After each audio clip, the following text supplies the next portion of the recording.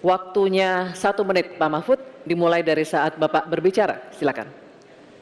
Ya, Pak Mohaimin, calon wakil presiden yang terhormat.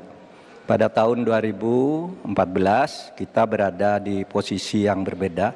Saya menjadi ketua timnya Pak Prabowo, Pak Mohaimin di timnya Pak Jokowi waktu itu. Ada pertanyaan dari Pak Jokowi pada tanggal 5 Juli 2014 kepada Pak Prabowo. Pertanyaannya begini, Pak Prabowo, saat ini kita dihadapkan dengan bencana ekologis yang salah satunya disebabkan oleh kerusakan hutan. Laju penggundulan hutan di negara kita tertinggi di dunia.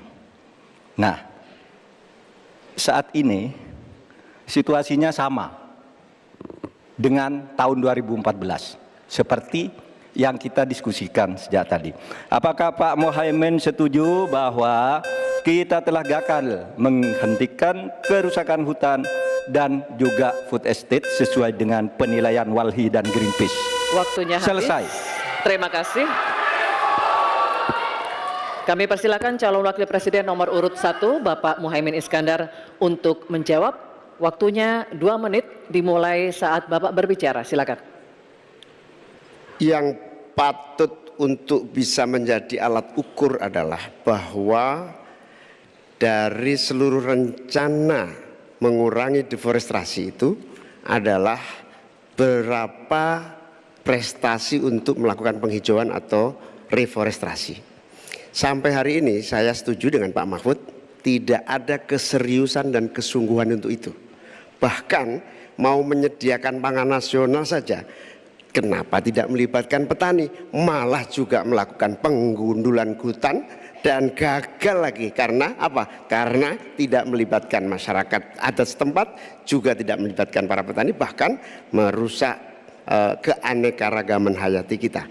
Sehingga menurut saya ini soal keberpihakan Pak Mahfud, keberpihakan kepada pembangunan yang berbasis keberlanjutan, di mana kita tidak akan main-main dengan soal ini. Ini soal nasib generasi. Prinsipnya satu, keadilan. Keadilan ekologi harus nomor 1. Jangan pernah membiarkan keadilan ekologi ini tidak terlaksanakan dengan baik. Yang kedua, keadilan iklim. Yang ketiga, keadilan antar generasi. Komitmen keadilan ini termasuk komitmen keadilan agraria, keadilan sosial, nggak dijalankan sama sekali karena memang apa? Tidak ada komitmen dan kesungguhan.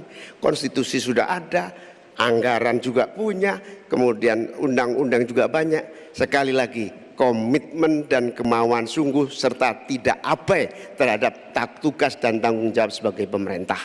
Oleh karena itu nanti kalau amin dipercaya, insya Allah yang paling pokok adalah kesungguhan, komitmen untuk melaksanakan konstitusi dengan sungguh-sungguh, berpihak kepada rakyat dan lingkungan, bukan berpihak kepada investor ataupun pengusaha. Waktunya masih cukup, Pak Muhaimin. Baik.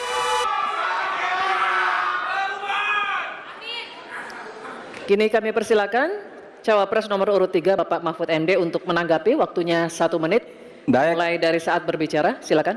Pak Mohaimin, ke depan itu menurut saya pemerintah perlu melaksanakan 2 putusan Mahkamah Konstitusi yang dulu saya yang membaca vonis itu dan mengetokkan palunya. Pertama, mengakui aktivis lingkungan itu sebagai subjek hukum. Itu putusan MK. Sekarang ini kalau orang bicara lingkungan ditangkap. Nah, itu berbahaya bagi kelangsungan lingkungan hidup kita. Lalu yang kedua, saya juga udah pernah tuh membuat putusan Mahkamah Konstitusi dan saya sendiri yang ngetok palunya agar definisi hutan adat itu betul-betul dibedakan dari definisi hutan negara.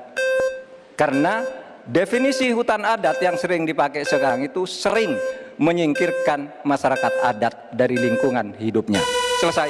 Waktunya habis.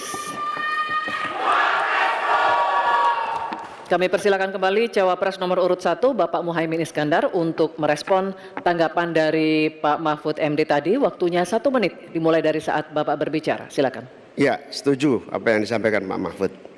Inti dari hasil kemerdekaan kita itu kan 2. Satu, bahwa pemerintah atau negara mengatur sistem dan tata kelola pemerintahan dan kenegaraan. Yang kedua, mengelola kekayaan dan aset negara kita. Nah, ini yang tidak pernah dilakukan.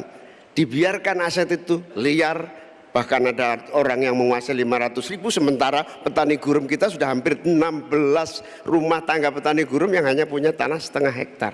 Itu dari segi soal pertanahan. Nah, apalagi jasa para pemangku adat, masyarakat adat yang memiliki banyak jasa sejak sebelum kemerdekaan hingga hari ini, menjaga hutan, menjaga lingkungan kita, tetapi tidak pernah diajak dialog. Ada pemaksaan melalui PSN, tidak diajak bicara. Rempang misalnya, itu tidak melibatkan dengan sungguh-sungguh masyarakat di sekitar itu. Terima kasih. Masih ada waktu Bapak? Cukup? Cukup. Baik, oke. Kalau begitu, sesi tanya jawab untuk segmen ini sudah habis. Kita berikan apresiasi untuk ketiga calon wakil presiden kita. Hadirin sekalian, kita akan jeda sejenak dan di segmen selanjutnya ketiga calon wakil presiden akan kembali melakukan tanya jawab. Untuk itu tetap bersama kami di debat keempat calon wakil presiden.